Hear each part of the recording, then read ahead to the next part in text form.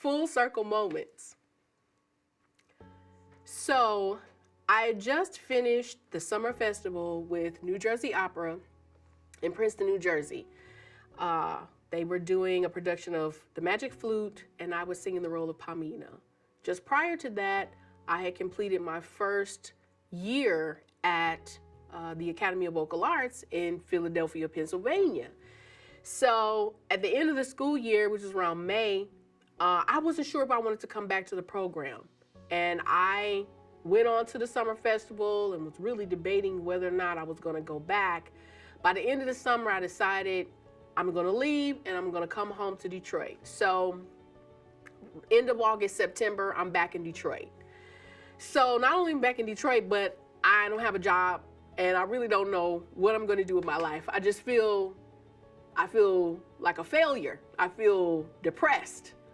And so I'm not singing anywhere. I don't have any gigs lined up to sing.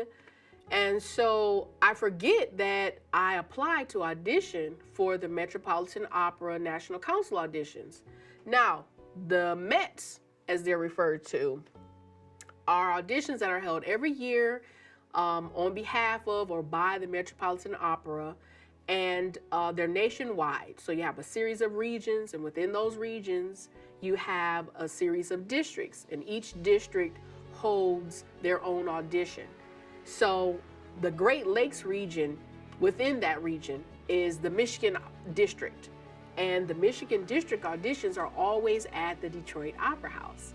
So when I applied, I was like, perfect. I get a chance to go home and I can sing at home. I can invite my family because the auditions are usually open to the public and they're on the operatic stage. And so it's just a great opportunity to sing on the opera stage and sing in front of, a friendly crowd because, if it's your hometown, you can, stuff them full of your family and friends. So now I'm at home in Detroit and now I'm just not sure if I want to sing the auditions. I don't really feel like singing at all. So I get notifications about my audition time. I'm looking at the list, see that Kevin BYLSMA is playing the auditions. Kevin BYLSMA was a vocal coach, or still is a vocal coach, at Bowling Green State University, where I completed my graduate studies. And Kevin, he was my vocal coach. He went on to play my graduate recital. We sang together at Mariners Church in downtown Detroit because I was singing at Mariners when I was at Bowling Green. So I really consider Kevin to be a really good colleague and a musical mentor. So I'm seeing he's playing an audition. I'm like, oh, Kevin, I haven't seen him in a while. So I'm picking up the phone, getting ready to call them to say, I'm not going to audition. I'm getting ready to call the Michigan district folks and say I'm canceling for the day, which happens all the time. As soon as I decide to do that, Kevin calls my phone. So Kevin calls my phone that morning and he's like, Kisma, you're singing today. So I'm like, I'm looking at the list, I'm seeing you're playing today. So he's like, I didn't know you're playing the auditions. I haven't seen you in forever, How are you? We go through that whole thing. So I was like, yeah, Kevin, I don't know if I'm gonna come down to sing the auditions today. I was just sitting here really getting ready to call them and cancel. And he was like, oh no. He's like, Kisma, you can't cancel. He said, no, you can't cancel. Come down here and sing these auditions. And so I was like, I just don't feel like it. My mind just isn't there.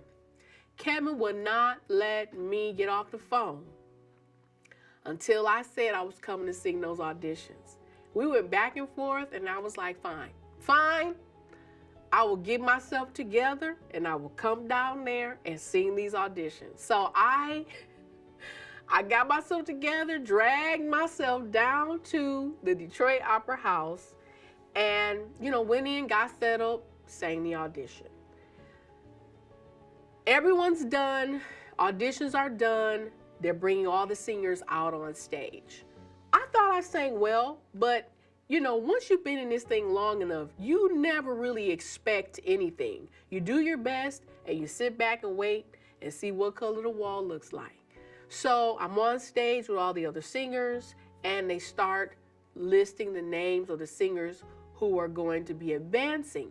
I think they chose about 4 or 5 singers that day. and I was one of the singers. So I'm one of the winners, and I'm like, oh my God, I didn't even want to come up in here today. Isn't that funny? So I talked to Kevin, and he was like, see, I'm so glad you came. You sounded great. You sounded amazing, da, da, da, da. So we have our moment, smooches, we go on, I move on, I go home. Kiss, kiss, I'll talk to you later. Thanks again, bye. About 2 weeks later, I'm over at my uncle's house, chilling, because I don't have a job, and my phone rings. I look at the number, don't recognize the number. Usually, I would press that call to a voicemail. I'm like, no, I answer it. Answer the phone. Hello, I'm looking to speak with Kisma Jordan. This is Kisma. Kisma, this is David DICHIERA over at the Michigan Opera Theater. What? David DICHIERA over at the Opera Theater? How and why is David DICHIERA calling me? So I'm like, hi, how are you? What do I owe the honor of this call? So he's like, you know, Kisma, I was not present at the auditions, unfortunately. He said, but a number of my staff were, and they all came to me and said that I needed to hear you sing.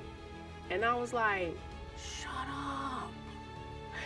The folks went and told, okay? They ran and told that. That's what they did. They were there, ran and told David DICHIERA, you need to hear this girl sing. I was like, what? So he's like, yes.